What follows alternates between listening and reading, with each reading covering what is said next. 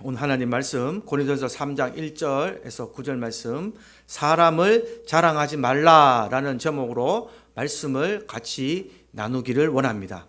고린도전서 3장에는요, 바울이 성령의 은혜를 따르지 않고 육신에 속하여서 사람들을 자랑하고 분쟁하고 있는 고린도 교회의 성도들을 책망을 하고 있는 내용이 담겨져 있습니다. 그래서 이런 분쟁의 문제를 해결하기 위해서 어떻게 해야 되는가, 하나님의 방법대로 해결을 하라라는 것이 기록이 되어 있다라는 것을 오늘 보시면 되겠습니다. 다 같이 3장 1절부터 천천히 살펴보겠습니다. 합독해 보겠습니다. 시작. 형제들아, 내가 신령한 자들을 대함과 같이 너희에게 말할 수 없어서 육신에 속한 자 곧 그리스도 안에서 어린아이들을 대함과 같이 하노라.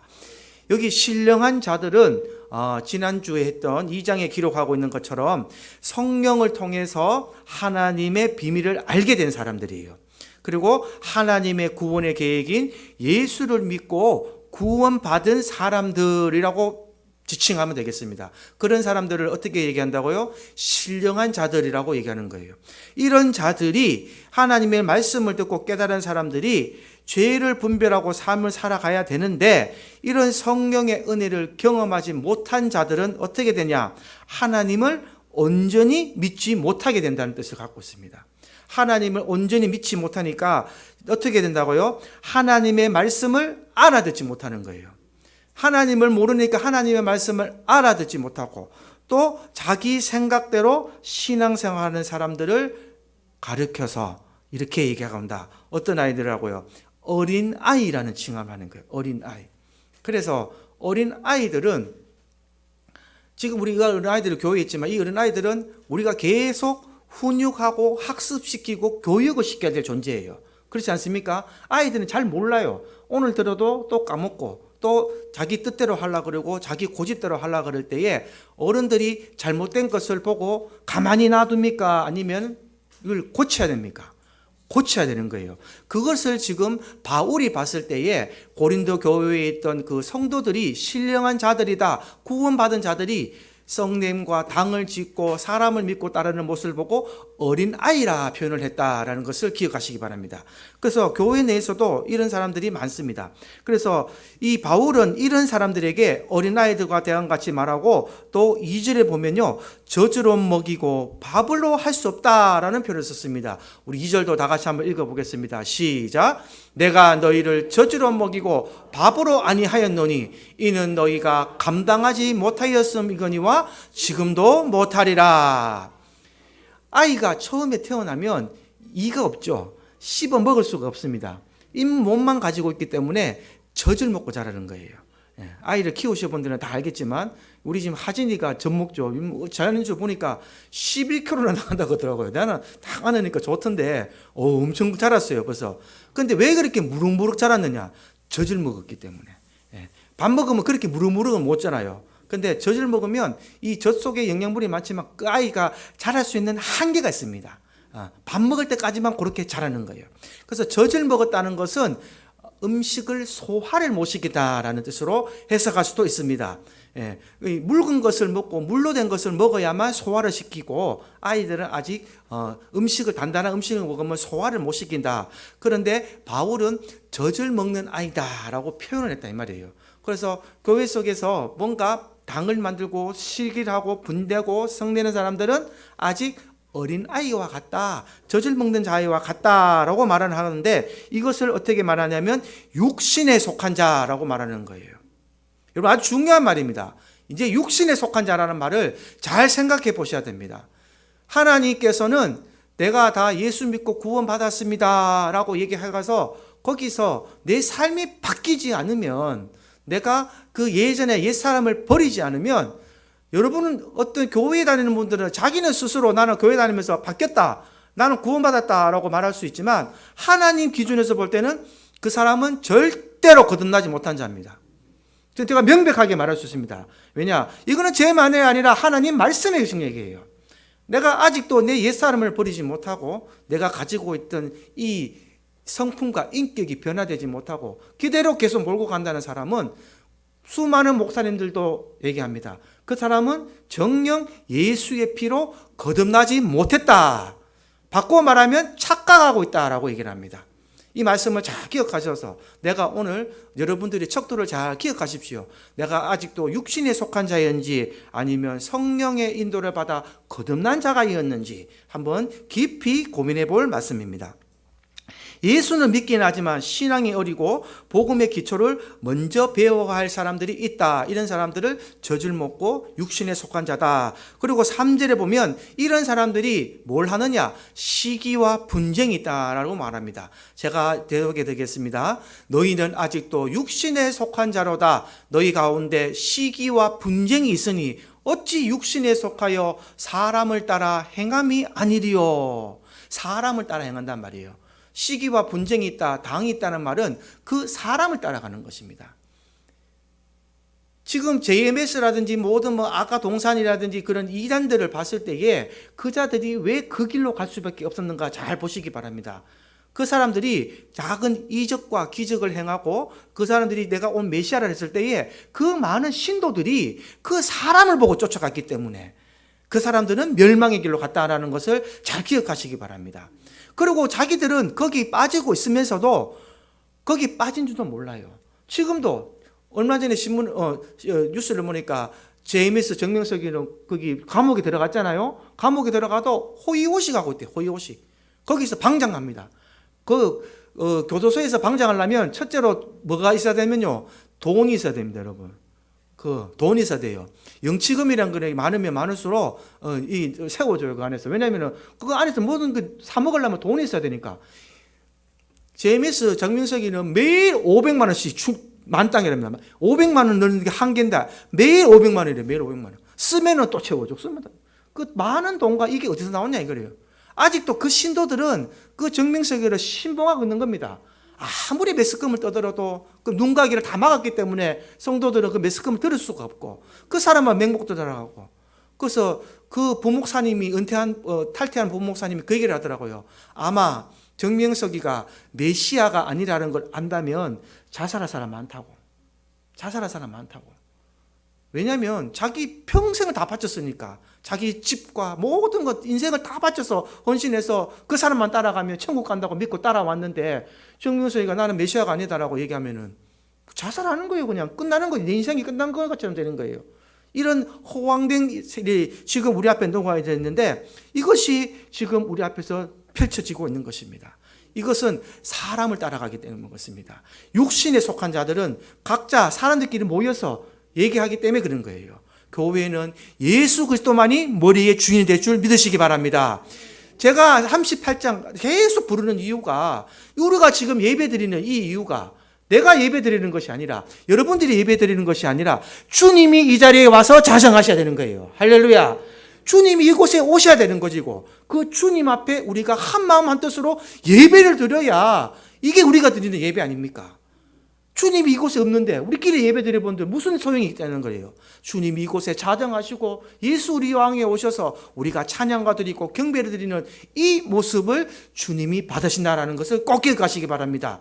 이곳에 주님이 존재하신다는 그 가정하에 우리가 예배를 드리는 겁니다. 주님의 임재가 없으면 주님이 이곳에 계시지 않으면 저와 여러분들은 헛예배 드리는 거예요. 예수님이 이곳에 오시려고 간절히 소망하고 우리가 이곳에서 주님 오셔서 자정하셔서 우리의 예배를 받아주십시오 하는 이 간절한 소망이 있으면서 예배를 드려야 하나님께서 받으시는 예배가 될 줄로 믿습니다. 이 성령 받은 사람은 이렇게 삶을 살아가야 된다. 그래서 4절 한번 읽어보겠습니다. 4절에 이 사람들이 어떻게 했느냐. 4절은 보세요. 어떤 일은 말하되 나는 바울에게라 하고 어떤 일은 나는 아볼로에게라 하니 너희가 육의 사람이 아니리요. 목사를 쫓아가면 장로를 쫓아가면 권사를 쫓아가면 이런 상황이 생긴다는 말입니다. 나는 바울에게라 하고 나는 아볼로에게라 하고 나는 게바에게라 하고 나는 예수에게라 하고 이런 쓸데없는 말만 하는 거예요. 교회는 오직 예수님만 따라가는 그림자가 되어야 될 걸 주님의 이름으로 축복합니다. 교회는 예수님만 따라가는 거예요. 목사도 그리고 우리 청소하시는 이주원 지사님도 동등한 입장입니다.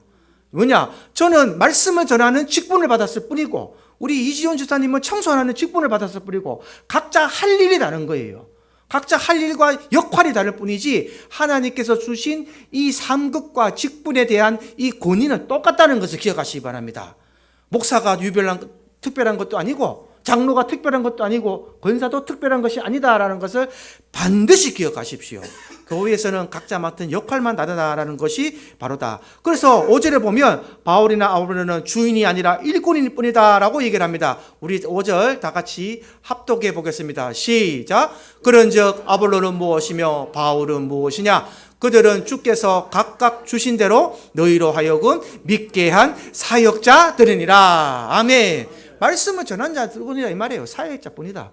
저도 여기서 여러분들에게 만약에 새신자들이나 불신자들이 들어오면 내가 하나님의 말씀을 전하는 사역자일 뿐이지 저도 똑같은 인간이고 하나님 앞에 맡은 사명이 다른 것뿐이에요. 저는 말씀을 전하는 사명이 있고 여러분들은 또 똑같이 말씀을 전하는 사명과 있는 동시에 교회에서의 역할이 다르다 이렇게 생각하시는 게 가장 정확한 것입니다. 그래서 목사는 권위를 내세워도 안 되고 장로도 권위를 내세워도 안 되고 권사도 장로도 권위를 내세워도 안 되고 그래서 모든 것은 화합해서 연합해서 우리가 함께 이루어서 주님을 머리로 모시고 교회는 공동체를 이루어 가야 된다라는 것이 됩니다. 그렇게 되면 절대 교회는 실수가 없습니다. 그것을 분명히 기억하셔서 누가 먼저 된 자도 없고 나중된 자도 없고 끝까지 이렇게 따라가서 하나님을 기뻐하시는 샘물교인들의 권속들이 되시기를 주님의 이름으로 축복합니다. 6절에 보시면 바울은 성도들에게 말씀에 씨를 뿌렸고 심는 일을 하였고 아볼로는 그 뿌린 말씀에 물주는 일을 하는 일꾼이었다라고 말했습니다. 나는 심었고 아볼로는 물을 주었으되 오직 하나님께서 자라나게 하셨나니. 그래서 자라나게 하는 것은 하나님의 역할이다 이 말이에요.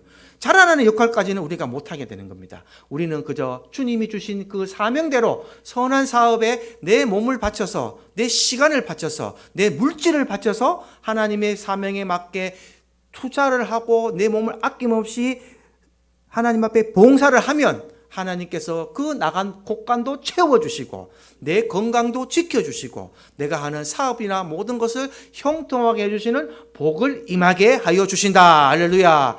이것을 교회에서 가르쳐야 되는데 교회만 나온다고 무조건 다 형통하면 그거는 이단입니다. 여러분 확실하게 하셔야 돼요. 교회만 나오면 복 받고 교회만 나오면 잘 된다는 것은 그거는 이단입니다. 교회에 나와서 하나님 말씀대로 살고 하나님 말씀대로 순종하고 하나님이 주신 사명 감당을 잘 해야 복 받는 거예요. 이해가 되십니까? 무슨 말인지? 교회에 나와서 하나님의 말씀을 듣고 예수 그리스도의 피로 먼저 구원을 받았으면 그건 벌써 복 받은 거예요. 저는 그걸 확실하게 말씀드리고 싶습니다. 교회에 나와서 내가 나오면 직장이 잘 되고 교회에 나오면 내가 병들게 낫고 이거는 아닙니다. 그건 이방인이에요. 이방인 신앙. 내가 하나님의 일을 열심히 하고 주님의 일을 하고자 할 때에 각각에 따라서 하나님의 가르쳐 주시는 치료의 사역이 있을 수 있습니다. 그것이 다라고 얘기하면 안 된다는 거예요. 제 말은. 하나님의 필요에 따라서 어떤 사람을 일꾼으로 세우기 위해서 그 자에게 하나님의 살아계심을 보여주시기 위해서 치료해 줄 수도 있고 하나님이 만나줄 수도 있지만 그것이 기독교의 전부라고 얘기를 해버리면 예수 그리스도를 잘못 알고 계신다 이 말이에요. 주님이 우리를 위하여 십자가에 피 흘려 돌아가신 그 십자가의 피의 공로로 말미암아 저와 여러분들은 구원을 받는 겁니다. 그 피를 믿는 걸로 구원받는 거예요. 그러면 그거 구원받았을 때에 그것이 막 믿겨져야 되는데 내가 세상 살 때에 내 옛사람과 그것이 안 믿겨졌을 때에 기적과 이적이 나타나는 거예요. 예수님께서 사역하신 그 복음서에 보면 믿음이 약한 자들에게 그런 사역을 많이 하셨습니다. 그러나 예수님의 제자들 보세요. 제자님에게 어디 예수님께서 기적을 일으키고 따라오라 그럽니까? 그물 깃던 베드로에게 너는 나를 따르라 그럴 때에 모든 것을 버려두고 따르는 베드로를 보았지 않습니까? 그 믿음을 보시는 예수님인 것을 기억하시기 바랍니다. 기적과 이적을 보고 따라가는 것은 세상 사람들도 따라옵니다. 이해가 되십니까? 모든 기적과 이적을 보지 않고도 예수님을 따라가는 믿음의 자녀들이 되시기를 주님의 이름으로 축복합니다. 살아계신 주님이 그냥 믿기워져야 되는 거예요. 이것이 믿기워지면 내 마음속에서 샘솟는 기쁨이 나고 말씀이 내 안에서 가슴판에 새겨지고 그 말씀이 내가 깨달아지면 내 입을 통하여서 내 손을 통하여서 내 발을 통하여서 내 몸의 빛을 통하여서 그것이 전해지는 것이 복음 사역자의 할 일입니다. 그것이 오늘날 저와 여러분들의 할 일입니다. 이렇게 이 속에서 성령이 역사하시는 삶을 살아야만 저와 여러분들의 삶이 하나님 보실 때에 참 그리스도인이 되는 겁니다. 이 성령의 역사 속에서 살아먹지 않고 성령께서 일꾼들을 헌신하게 하시고 성령이 이끄는 대로 가는 삶을 살아야 되는 것인데, 이렇게 살지 못하니까 교회 안에서, 고린도 교회에서는 이렇게 시기와 분쟁이 있었다라는 것을 기억하셔서 우리는 항상 하나님 앞에 낮은 자로 겸손의 자세로 가야 될 것이 분명하다라는 것을 기억하십시오. 하나님의 일꾼들, 하나님의 종들은요, 자랑할 것이 아무것도 없습니다. 예수의 피로 거듭난 자들은 교회 안에서 어디서 자랑할 것이 아무것도 없어요. 왜냐? 주님이 나의 죄를 속하시고 구원하셨던 그 자체만으로도 우리는 눈물 펑펑펑펑 쏟아야 됩니다. 그냥 이 세상 살았으면 죽었을 우리를 위해서 우리가 예수를 믿게 됐고 주의 보혈의 피로 이제는 내가 죽어도 갈 곳이 생겼는데 그 외에 무엇을 더 우리가 주님 앞에 바를 수 있겠습니까? 그것이 진정으로 깨달아진다면 내가 이제는 주님 앞에 내 남은 삶을 다 드려도 된다는 이런 신앙 고백이 올라가야 되는 거예요. 주님, 이 세상에서 내가 억울한 일을 당하고 내가 주를 위해서 핍박당하고 주의 복음을 당하면서 내가 힘든 고난을 당할지라도 주님 나를 구원하여 주셨사오니 내가 순종하며 나아가겠습니다라는 이 두루 무릎 꿇고 하는 기도와 이 순종의 미덕을 갖을 때에 하나님께서 우리를 안아주시고 품어주시고 성령 충만한 삶으로 가는 것이 저와 여러분들의 삶이 되기를 주님의 이름으로 축복합니다. 이렇게 하고 나면 8절에 보시면 각각 일한 대로 갚아주신다라고 써 있습니다. 자, 우리 다 같이 한번 읽어보겠습니다. 시작. 심는 이와 물 주는 일은 한 가지이나 각각 자기가 일한 대로 자기의 상을 받으리라. 할렐루야. 이 각각 자기가 일한 대로라는 뜻이 아주 중요한데요. 이 각각이라는 말에는 하나님 앞에서 모든 역할이 동등하다라는 뜻이 포함되어 있습니다. 앞서 제가 잠시 설명드렸다시피 이 문제는요, 고린도전서 12장에 아주 상세하게 기록이 되어 있어요. 그게 은사의 동등성이라고 얘기하는데요. 모든 은사를 받을 때도 은사도 동등하다는 겁니다. 방언을 받은 자가 은사를 받은 것만이 아니요, 말씀의 은사, 지식의 은사, 지혜의 은사, 그 다음에 영분별의 은사, 방언의 은사, 통역의 은사, 이런 것이 다 은사의 동등성이 있다는 것을 기억하시기 바랍니다. 예전에 제가 교회 다닐 때에 권사님들하고 잘못 받은 말이 뭐냐면, 너 방언 못 받았지? 너 성령 못 받았네. 이런 말 많이 들었어요. 들어보셨죠?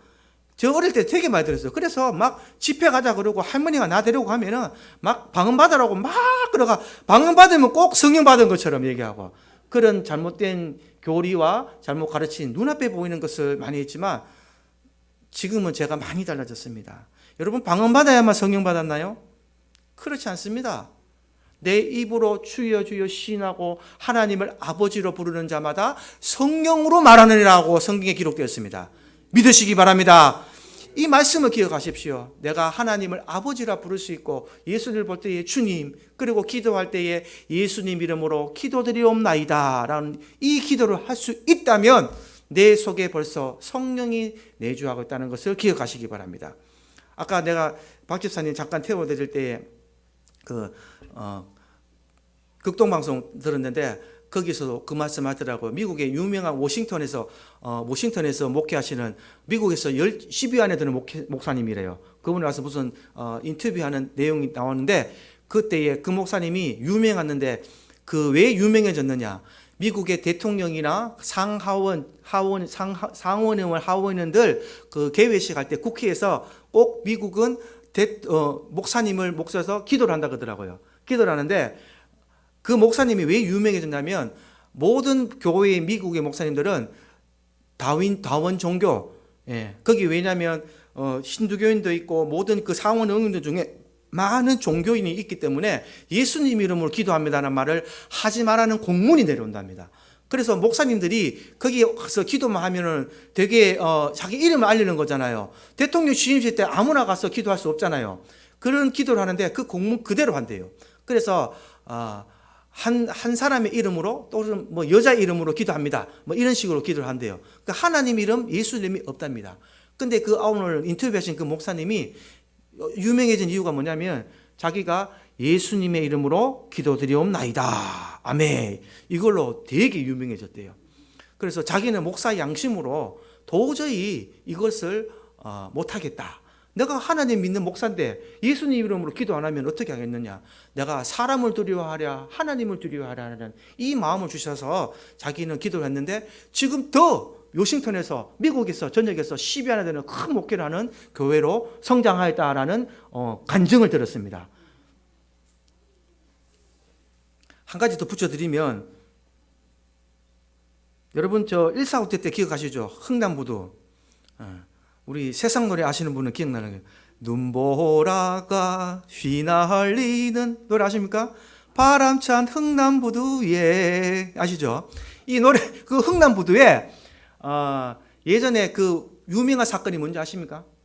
그 미국에서 마지막에 물자를 전쟁을 할 때에 남았는 그 물자 있잖아요. 전쟁에서 가장 중요한 것은 총칼이고 무기잖아요. 그 무기를 중공군이 내려올 때에 철수하라는 명령을 받은 거예요, 미국에서. 그래서 모든 물자를 다 싣고 나가고 마지막에 미국에서 제일 큰 배를 흥남부대에 대고, 마지막 배에는 무슨 명령이냐면 사람들 태우지 말고 남았던 물자들, 예를 들어서 대포라든지 총이라든지 이런 무기를 싣고 돌아오라는 명령을 받은 미국 선장이 있었습니다. 그 선장이 딱 듣는데 이 한국의 피난민들, 중공군이 내려온다 그러니까 이 한국의 피난민들이 이게 마지막 배라는 걸 알았는 거예요. 중공군이 내려오면 어떻게 되는 거예요? 죽는 거죠. 살라고 그 부두에 엄청나게 우리나라의 이 피난민들이 모였다는 겁니다. 그때에 이 사람들은 배를 탈 수 있습니까? 없습니까? 못 타는 거죠. 왜냐하면 미군들이 그냥 가만히 있겠습니까? 다 총칼을 들고 타면은 쏘는 거예요. 타지 말라고. 그리고 물자를 계속 싣고 있는데, 그 선장이 위에서 그걸 가만히 보고 있는데 너무나 그 사람들이 살고 싶어서 바닥바닥한 모습을 보니까 자기가 잠깐 기도를 했답니다. 그 사람이 기도가, 인터뷰의 내용이 뭐였냐면, 하나님이시라면 어떻게 했을까? 하나님이 여기 계셨으면 어떻게 했을까? 그 기도를 했답니다. 그러고 나서 1등 항해사에게 명령을 내립니다. 지금 배 안에 실었던 모든 무기와 물자를 다 내려라. 다 내리고 사람들 태워라. 사람을 다 태워라. 태울 수 있는 만큼. 그리고 이 군자 물자를 다 치우고 사람이 태우는데, 사람이 몇 명이 탔냐면요, 14,000명이나 탔답니다. 어마어마한 숫자죠. 여러분, 배에 14,000명이 탔다면 정말 어마어마한 숫자입니다. 지금 시대도 아니고 벌써 7, 80년 전에 얘기했거든요. 그러니까 사람만 탔는데도 사람까지, 갑판까지 다 탄 거예요. 완전 그 사람이 다 태워서 딱 왔을 때에 이 선장은 어떤 것을 보았냐면, 이 선장은요, 그 명령을 어긴 거잖아요. 그래서 그 사람은 자기가 이 크리스마스 때에 거기 그 배가 거제도에 도착을 했답니다. 크리스마스 성탄 전날 그 거제도에 배 타고 도착을 했는데, 도착하는 순간 바로 체포를 당합니다.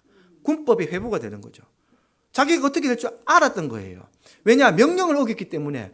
대통령이, 미국의 유명한 대통령이, 예를 들어서 군에서 장군이 이거 싣고 와라 하면 싣고 와야 되는 거예요. 군대는 명령색이기 때문에. 근데 그 명령을 어기고 14,000명에 되는 사람을 태우고 왔으니까 이건 어마어마한 범죄입니다. 직계 심판이죠, 전쟁에서는. 그래서 이 사람은 자기 그 직위를 박탈당하고, 그리고 수도원에 가서 목사님이 돼서 마지막 생을 마쳤다라는 얘기를 들었는데, 후에 그때의 그 당시로는 그 사람이 군법을 해결했지만 그 후에는 그 선장이 한 그 업적이 얼마나 크게 진입했냐면요, 2002년도에 기네스북에 탑재가 됐답니다. 어떻게 탑재가 되느냐? 한 배에 가장 많은 배를 태운 인원으로. 할렐루야. 그리고 그 사람의 업적은 죽고 난 뒤에 많이 추앙을 받았어요. 사람을 살린 공로로 말미암아. 그 당시로는 무기를 실어야 될 줄 모릅니다. 전쟁을 이겨야 되니까. 그러나 그 사람이 기도할 때에 하나님이 계셨으면 어떻겠을까? 그 기도 붙잡고 그 사람이 인터뷰를 했을 때에 하나님의 음성이 들렸다는 것입니다. 성령에 이끌린 대로 내가 이 명령을 잘 지켰으면 내가 다 계급이 진급하고 내 탄탄대로 했겠지만, 하나님의 음성은 생명을 기준하게 여기시는 하나님의 음성을 들었을 때에 내가 앞으로 삶도, 내 직장도 다 포기하고 하나님의 음성을 듣고 살았을 때에 살았던 그 자의 삶은, 그 선장의 삶은 호화롭지 못하고 아주 부유하지 못했을지라도 그 자의 마음은 정말 평온하고 성령이 함께 하시는 평안한 삶을 살 줄로 믿습니다. 그래서 우리가 세상 살아갈 때에 많은 재물과 많은 내 지위와 권세가 나를 행복해 주지 못한다는 겁니다. 지금 뭐 윤석열 대통령도 엄청나게 지금 고난 당하고 있잖아요. 대통령의 자리에 가고 싶어서 누구라도 대통령 되고 싶어 하죠. 그러나 그 자리는 가시방석일 겁니다. 만약에 저렇게 내려온다면, 탄핵된다면 얼마나 무슨 일이에요. 부산의 대통령들도, 부산에 있는 목사님들도 지금 또 그 탄핵한다고 내려오라고 뭐 시위한다 그러고 막 그런 뉴스를 제가 봤는데 얼마나 그 가시방석이겠습니까? 그러나 우리는 얼마나 마음이 평온합니까? 할렐루야! 여러분, 대통령 되고 싶으세요? 장관 되고 싶으세요? 그 자리 다 좋은 건 아닙니다, 여러분. 권세가 많다고 좋은 게 아닙니다. 우리는 주님과 함께 할 때에 행복할 줄 믿습니다. 성령과 함께 할 때에 행복한 줄 믿습니다. 지금 가장 평안하고 가장 행복한 내 삶의 모습은 주님이 나와 함께고 성령이 나와 함께 있을 때가 가장 행복한 나의 삶의 자리인 것을 기억하시고 각각 자기가 일한 대로 삶을 받으시는 여러분들 되기를 주님의 이름으로 축복합니다. 그래서 이 교회 안에서 이루어지는 모든 일은요, 근본적으로 동등한 일이라는 걸 기억하시기 바랍니다. 각자 일한 대로라는 말은 하나님께서 각자 역할을 주셨다라는 말로 다시 해석할 수가 있는 것이에요. 그래서 각자 역할대로 각 자리에서 충성 다하시고 그 자리대로 섬김과 봉사를 다 하시면 하나님께서 살아온 여러분들의 삶을 다 지켜보시고 살아있을 때 혹은 여러분들이 만약에 소천하시면 주 하나님이 계시는, 주님 계시는 그 나라 가면 주님께서 사랑하는 내 딸아, 사랑하는 내 아들아, 어서 와라, 어서 와라. 그리고 각자의 일한 대로 자기의 상을 받을 줄 꼭 믿으시기 바랍니다. 이게 기독교입니다. 이게 기독교예요. 이게 기독교예요. 얼마나 기쁘고 소망이 넘칩니까? 세상 사람들은 뭔가 당장 보여야 될 걸 줄로 믿지만 기독교는 그렇지 않습니다. 앞으로 보여야 될 소망이 보이고 소망이 보이기 때문에 인내할 수 있는 것이고 인내를 할 수 있기 때문에 사랑을 베푸시는 것입니다. 이 기독교의 원리를 잘 기억하셔서 우리는 예수님이 이 땅에서 해주는 것을 끝까지 성숙한 신앙으로 이루어가는 여러분들의 삶이 되기를 주님의 이름으로 축복합니다. 자, 다 같이 9절 한번 더 읽어보겠습니다. 9절 다 같이 합독해 보겠습니다. 시작. 우리는 하나님의 동역자들이요 너희는 하나님의 밭이요 하나님의 집이니라. 아멘. 하나님의 동역자들이라고 이렇게 동등하게 인정하시잖아요. 할렐루야. 저와 여러분들이 무엇이간데 하나님 앞에 감히 동역자가 될 수 있습니까? 하나님은 신이신데 하나님은 우리를 이만큼 높여주시는 거예요. 동역자라는 표현까지 써주시면서 하나님은 우리를 이만큼 높여주셨는데 우리가 하나님 앞에 못 드릴 것이 무엇이냐는 거죠. 여러분 남은 삶과 여러분들 남은 인생, 아우 잘 뻗는데 잘 안 돼요. 이런 말은 이제 오늘 다 지워버렸습니다. 하나님 해보니까 됩니다. 할렐루야. 하나님 내가 옛날에는 성질도 많이 부르지만 이제는 참으니까 성질도 죽었습니다. 할렐루야. 나는 할 수 없사오나 주님 성령이 이끄시는 대로 내 성질도 죽이게 해주시고 내 성품도 변화시켜 주시고 다듬어 주시옵소서라는 기도를 먼저 해보시기 바랍니다. 어느 순간 하나님께서 내 성격도 다듬어 주시고 내 인격도 다듬어 주실 줄 믿습니다. 지난주에 우리 권사 임지식 하셨을 때에 우리 안피라 집사님 했을 때에 우리 마지막에 우리 장강도사님 올라오셔서 이렇게 많이 얘기하셨죠. 여러분들은 어떤 말씀이 제일 기억에 남았습니까? 저는 분명히 들었습니다. 다 또 우리 안피라 말 안 들어. 이래 하시더만 한 1년 동안요. 계속 그 말씀 하셨죠. 근데 지난주에 처음으로 녹화되어 있습니다. 이거 분명히 증거도 되어 있어요. 이거 지난주 다 녹화해놨어요. 제가. 이제 나도 좀 변화를 합니다. 아멘입니까? 강도사님 처음으로 그 말씀 하시더라고. 안피라 집사님, 강충경 권사님 막 하실 때 막 계속 하시다가 지난주 처음으로 그것도 많은 사람들 앞에서 처음으로 그랬잖아요. 나도 이제 좀 변화를 합니다. 나도 바뀔랍니다. 들으셨습니까? 안 들으셨습니까? 들으셨습니까? 아멘이 나와야 되죠. 아멘 하셔야 됩니다. 사람이 변화돼야 사람은 바뀌어야 예수 믿는 증거가 되는 거예요. 사람 앞에서 부끄러워할 거 아무것도 없습니다. 저도 죄인이고 여러분도 죄인입니다. 그러나 변화되지 않는다면, 바뀌지 않는다면 그것은 신앙인이 아닙니다. 성도가 아닙니다. 우리는 다 죄인입니다. 우리는 다 쓸모없는 존재였습니다. 그러나 내가 자각하고 느끼고 깨닫고 변하려고 노력하는 모습이 더 중요한 것입니다. 예수님의 말씀대로 이 성령인 사람은, 성전인 사람은요, 하나님의 동역자들과 이 바친 사람은, 성전인 사람은 반드시 이 과정을 겪어야 되는 거예요. 그래서 나의 나된 것은 다 사라지고 오직 예수의 형상만 남는 모습, 이렇게 성화되는 모습으로 갔을 때에 예수님께서 우리에게 또 성령의 능력을 부어주시고 말씀의 은사를 주시고 지혜와 지식의 은사를 주시고 내 자녀가 잘 되고 내 가정이 복받고 내 하는 사업이 잘 되고 내 몸이 형통하고 내 몸이 건강해지는 복을 받게 되는 것입니다. 이게 기독교의 형통한 복이란 말이에요.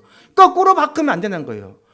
무조건 교회 나오면 뭐 몸이 치료받는다, 암이 낫는다, 안 낫는다는 것이 아니라 그게 우선이 돼서는 안 된다는 제가 말씀을 드리는 겁니다. 반드시 말씀을 잘 기억하십시오. 내가 바뀌고 내가 변하면, 내가 주님 뜻대로 살고자 하면 하나님께서 내게 암을 주신 것도 왜 주셨겠나? 암을 하나님 앞에서 암 준다는 것은 내가 빨리 무릎을 꿇으라는 얘기예요. 하나님 앞에서 무릎 꿇었을 때 암 치유되는 역사 많이 보셨죠? 왜 암이 걸렸나 생각하셔야 돼요. 내가 그만큼 순종하지 않았기 때문에 하나님은 나를 쓰려고 하는데 너 이래도 나한테 무릎 안 꿇어? 암을 주시는 거예요. 그러면 사람은 어떻게 됩니까? 병이 생기면, 질병이 생기면 내 마음이 약해지니까 하나님 앞에 그때는 꿇지 마라 그래도 잘 꿇습니다. 잘 꿇어요. 와서 꿇을 때 하나님께서 치료해 주시고 다시 사명자로 쓰시는 거예요. 여러분들은 과연 하나님을 잊어버릴지 모르겠지만 하나님은 결코 여러분들을 1분 1초도 잊지 않는 걸 기억하시기 바랍니다. 하나님은 절대 여러분들을 포기하지 않으십니다. 그러면 가장 빠른 길은 뭐냐? 하나님은 여러분들을 포기하지 않으시니 내가 먼저 하나님 앞에 순종하는 것이 가장 빠르다. 할렐루야. 하나님을 이길 수 없으면 하나님 앞에 순종하는 게 제일 빠릅니다. 그게 형통한 복이에요. 자꾸 내 뜻대로 가는 게 아니라 하나님 앞에 순종하는 게 제일 빠릅니다. 오늘 이 원리만 알고 가셔도 오늘 여러분들은 200점짜리 설교 듣고 가시는 겁니다. 할렐루야. 하나님 못 이길 것 같으면 순종하는 게 최고입니다. 부모도 똑같잖아요. 부모님이 나한테 막 혼날 때 못 이길 것 같으면 무릎 꿇고 잘못하는 게 최고입니다. 그러면 다 해결돼요. 엄마는 나를 사랑해 줘서 안아줍니다. 내 잘했다고 막 엄마 하다 보면 엄마 아빠 나와의 사이가 벌어지고 결국에는 혼나죠. 나중에는 이 어린아이가, 은국이가 만약에 나한테 지금 까분다고 칩시다. 말 안 듣는데 내가 처음엔 달개겠죠. 근데 지가 잘했다고 꼭 들으면 제가 어떻게 할 것입니까? 두 말 안 합니다. 싹 걸어갑니다. 가서 매도고 옵니다. 가면 은국이가 바로요, 네 이렇게 하면, 그럼 내가 매들기 전에 지가 미안하다 해야 되잖아요. 그죠? 그 모습이에요. 우리가 하나님 앞에 순종하는 모습이 가장 아름다운 모습입니다, 여러분. 끝까지 순종하는 모습으로 가기를 주님의 이름으로 축복합니다. 그리고 10절부터 15절 말씀은요, 바울이 그냥 다시 설명을 합니다. 이 부분은 집에 가셔서 한번 천천히 읽어보십시오. 바울이 교회를 세우기 전에 먼저 터를 닦아두었는데 그 터가 바로 예수 그리스도라고 말하는 장면이 나옵니다. 그리고 앞에서 말씀드린 것은 농사로 비유를 했다면 이제는 건축으로 예수 그리스도의 터를 삼아서 너희가 살아야 된다라고 말하는 겁니다. 그리고 고린도서 3장 16절에 이렇게 마감을 합니다. 우리 고린도서 3장 16절 우리 다 같이 한번 합독해보고 마치겠습니다. 합독해보겠습니다. 시작. 너희는 너희가 하나님의 성전인 것과 하나님의 성령이 너희 안에 계시는 것을 알지 못하느냐. 아멘. 여러분들 꼭 기억하십시오. 여러분들은 하나님이 성전인 것과 하나님의 성령이 여러분 안에 계신다는 것을 꼭 잊지 마시기 바랍니다. 어제 어떤 장로님들 만났는데 장로님이 그 얘기 하더라고요. 자기는 당에서 막 싸우면 그 얘기 한대요. 당에서 이렇게 장에서 목사님하고 장로님 몇 분이 막 의견이 엇갈리면 자기가 딱 일어나서 그 말 한마디 한대요. 장로님, 이거 지금 하나님 있어도 그 말 할 거예요? 이거 지금 하나님 앉아 계신데 그렇게 막 서로 음성 높이고 싸울 겁니까? 와, 근데 그 말 듣고 그래서 야, 장로님 참 지혜롭습니다. 그 얘기를 했어요. 그러면은 장로들도 입국 다문대요. 우리가 살면서 우리가 누구를 당할 때에 혹 하나님이 내 옆에 없다고, 주님이 내 옆에 없다고, 성령이 내 옆에 없다고 생각하며 살아가진 않으시는지 꼭 기억하십시오. 내가 화를 낼 때도 성령은 옆에서 보고 계시고, 내가 기쁨에 웃음을 지으면서 남을 섬기고 봉사할 때도 성령은 보고 계시다는 걸 기억하시기 바랍니다. 그것이 바로 하나님을 두려워한다는 개념이에요.